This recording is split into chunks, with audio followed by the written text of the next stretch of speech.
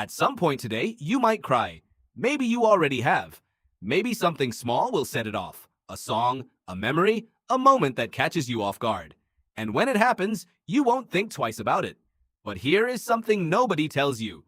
You are the only animal on this planet that cries for emotional reasons. And the first time it ever happened, it changed what it means to be human. No other creature does what you do. Elephants mourn. Chimpanzees grieve. Dogs whimper when they are in pain. But none of them produce emotional tears. The kind that fall when you are overwhelmed, when you are moved, when something breaks open inside you. That specific response belongs only to you. And scientists have spent decades trying to figure out why. The short answer is that nobody fully knows. Emotional crying is one of the most studied and least understood behaviors in all of human biology. But the pieces that researchers have assembled tell a story far stranger and more important than you would expect. Start with the body. When you cry, you are not just leaking water from your eyes. Emotional tears are chemically different from the tears your eyes produce when you blink or when you get something in your eye. Biochemist William Frey, who spent years studying the composition of human tears, found that emotional tears contain stress hormones, specifically adrenocorticotropic hormone and leucine-enkephalin, a natural painkiller. Your tears are not a malfunction. They are the body physically removing stress chemicals. Crying is not weakness, it is chemistry. But why the face? Why did evolution route this stress release system through the eyes, of all places? The answer is almost certainly social. Your face is the most watched surface on your body. Every twitch of your brow, every shift of your mouth, every movement of your eyes is being scanned and interpreted by everyone around you in real time. Tears on your face are impossible to miss and almost impossible to fake convincingly. They are, in evolutionary terms, a credibility signal, a proof of genuine distress that your group cannot easily dismiss. Psychologist Jonathan Rottenberg has studied the social function of crying extensively. His research shows that crying triggers an immediate caregiving response in observers. People who see someone cry feel a pull toward them. They want to help. They want to close the distance. This is not a learned behavior. It is a reflex. And it is extraordinarily powerful. Think about what that means for your ancestors. In a small hunter-gatherer group, being able to signal genuine distress, to communicate that you are suffering in a way that could not be faked, was not just emotionally useful. It was survival technology. A group that responded to the visible suffering of its members was a group that kept its members alive.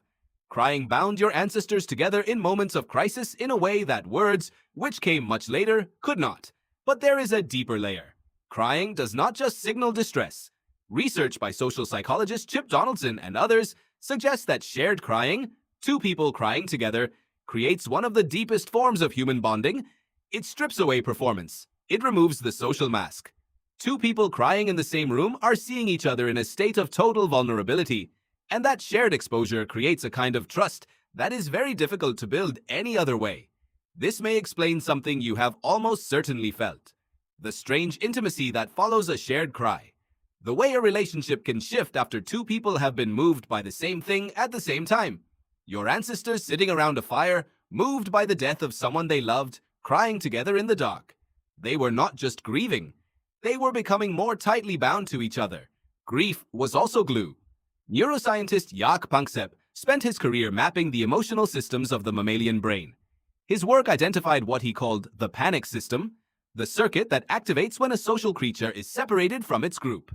In infant mammals, this system produces distress calls. In adult humans, it produces crying. The sob, the shaking, the inability to speak. These are the adult version of the cry a lost infant makes when it cannot find its mother. Your emotional crying is ancient. It predates language. It predates humanity as we know it. It is the oldest call for connection your species possesses. So what happened the first time a human cried? Not the first time a human eye watered. The first time a human stood over a body, or held something they had lost, or felt the weight of being alone in a way that was too large for the body to contain, and something came out of their eyes that had never come out before. We cannot know exactly when it happened. We have no fossil record of tears, but we know it happened before language, before religion, before any of the structures your species built to make sense of suffering. It happened in the body first. It happened because the brain, overwhelmed by something it could not process alone, reached outward, sent a signal through the most visible part of the face, and said, "Without words, I need you." That signal worked. It worked so well that 70,000 years later, you still send it. You still receive it.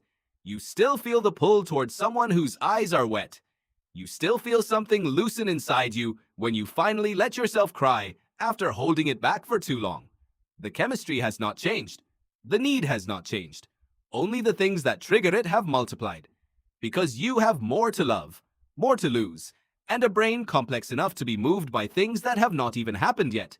The next time you cry, you are not falling apart. You are doing something your species has done since before it was fully human.